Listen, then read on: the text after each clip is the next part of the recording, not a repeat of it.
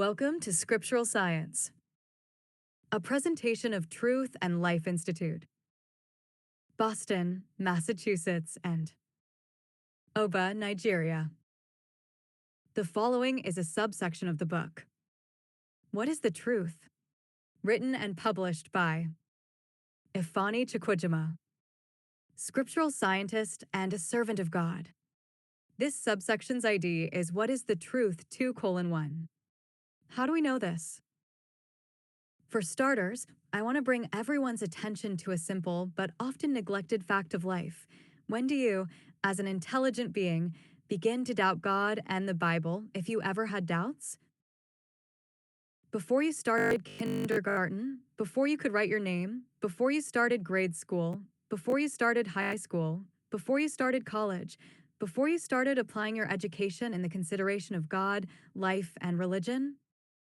Look back into your life and ascertain this for yourself. This may be the most important question you have answered for yourself. If your answer to the last question is yes, you have got genuine concerns. And God, in His infinite mercy, will get you out of it. But if your answer to the last question is no, then you have allowed your education to do you great disservice. It is time to retrace your steps and get right with God. If you answered correctly as to what point in your life you started to doubt God and the Bible, your answer will confirm the truth of God, that your own mind can become your worst enemy if you let it.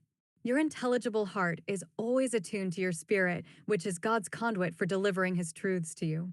But your mind, that organic hardware that is the center of your decision-making and the seat of your pride and your self-praise, will always try to assert itself over your spirit and so mislead you.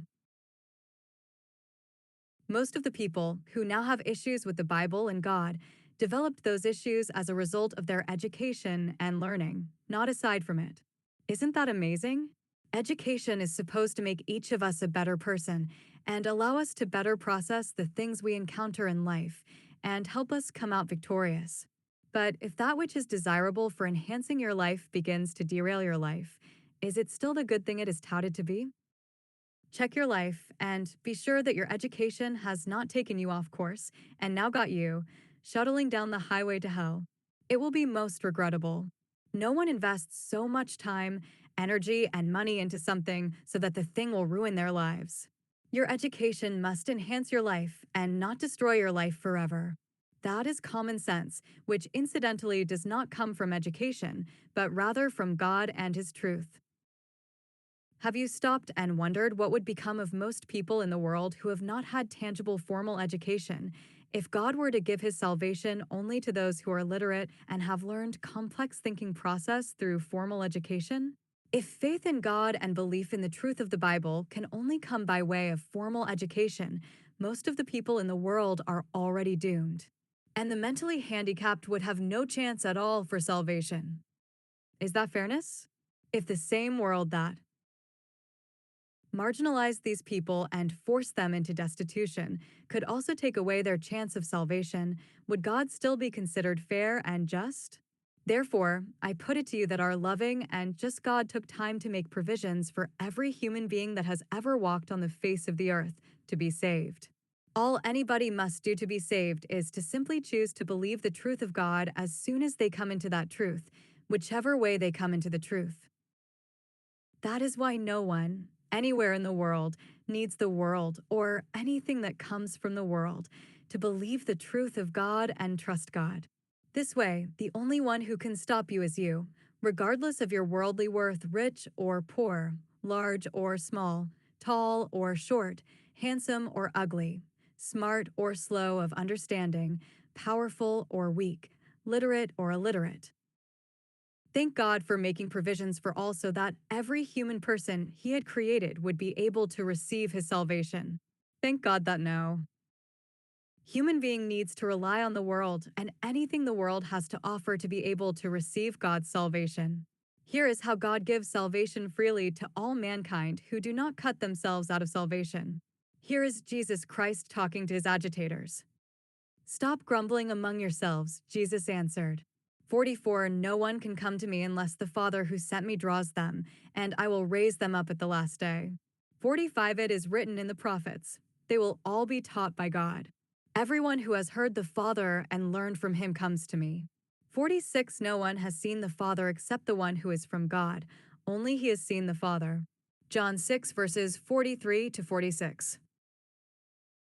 To be sure that everyone understands the simplicity of the process described in the preceding passage by Jesus Christ, we all need to understand that God continually speaks to every human being he had created through our respective spirits.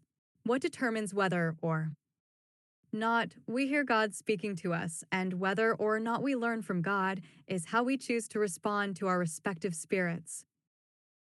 We can choose to hear God and learn from God, or we can choose to shun God's communication to us and learn nothing from God. That is a part of the freedom we received from God from the very start of our lives, the freedom to exercise our respective wills. Therefore, when we choose to hear God and learn from God, we are automatically drawn to Jesus Christ and to more abundant life, that is, more grace.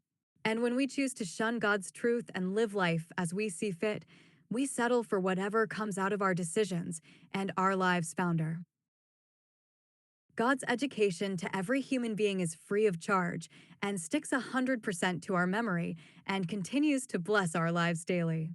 But when we shun the free education from God and instead concoct our own brands of education to further our own selfish agenda in the world, things often change up when we least expect them. And that which seemed like the best thing going will suddenly become our biggest nightmare. That is the result of incorrectly applying, in our lives, the freedom we received from God. Formal education, however, is desirable to help everyone ascertain for themselves the written truth, as it is written in the Holy Bible. God declared in the Bible that his people are perishing for lack of knowledge. Therefore, continuous learning is desirable. And learning the written truth is most essential, because if it is written, it is easy for all to see and ascertain what exactly is written. Jesus Christ used the written truth all 3 times in the Bible against the devil when he was tempted by the devil in the Judean wilderness. But you must ensure that your education does not become an impediment to your faith in God and your chance of salvation. You have the God-given freedom to choose what education to get in your life and what education to shun because of its destructive effects on your faith. God has fully equipped you to be able to decide wisely, and you will not be making those decisions alone. Christ is there with you all the way if you let him.